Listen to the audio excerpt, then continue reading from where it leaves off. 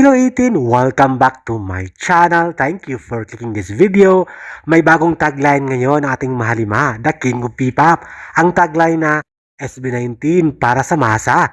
SB19 lamang ang nakaumpisa nito at nakaisip ng tagline SB19 para sa masa. Subalit pinag-iinitan, pinagdidiskitahan ng ibang fandom. Hindi pa alam, hindi pa sigurado kung kaninong fandom ang nag-uumpisa na naman ng pambabash sa tagline na yon. Mahirap magsabi kung ito ba ay galing sa Bloom na pambabash at pang-iintriga ng salita o tagline na para sa masa. Kaya naman, hindi nakapagpigil ang isang certified 18 na mag-post tungkol sa pambabash at pambubuli sa bagong tagline ng ating mahalima. Heto nga, nag-post ang isang 18, pasupalpal at pasampal sa kung sino mang fan o saan galing fandom ang nag-bully o nang-intriga patungkol sa SB19 para sa masa. Narito. Hindi daw pang masa, pero kung hindi pang masa, bakit sila ang inspirasyon ng ibang artist? Kung hindi pang masa, bakit kahit saan venue, mula maliliit hanggang malalaking arena at open ground, sila ang nakakapuno?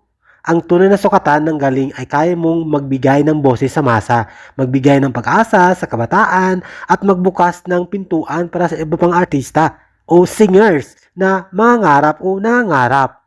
Ngayon, hinihintay ng lahat ang pagdating nila sa Lollapalooza at Summer Sonic, dalawang malaking international stages kung saan itatayo nila ang bandera ng Pilipinas. At sigurado, hindi lang sila basta-basta performer doon. Sila ang magiging representasyon ng lakas ng Pinoy, dala ang pag-asa para itaguyod ang musikang Filipino. SB19 gumagawa ng awit hindi lang para sa sarili nila kundi para ipakita ang kultura ng Pilipinas at para kilalanin sa buong mundo ang galing ng Pinoy. Yan ang tunay na artist na dapat suportahan. Hindi lang pangmasa kundi pangbansa, pangkultura at pag-asa. O diba, sapol at supalpal at pasampal ito sa nambash sa new tagline ng SB19 na SB19 para sa masa. Masyadong siloso-silosa ang iba. Kaya naman, mind your own business talaga dahil ang nakaisip niyan, SB19 at talagang napatunayan yan na para sa masa ang SB19. Ang SB19 lang naman ang nakauna at naging top 1 sa Basenga sa Billboard Worldwide. Nag-iisa yan, SB19. Hindi nagmamayabang pero totoo.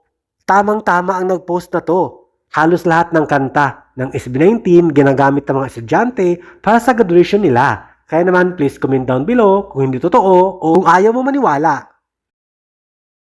Thank you for watching, guys. See you in the next video and update. Please like and subscribe to my channel. Keep watching. God bless everyone and always remember, be yourself and be a good one.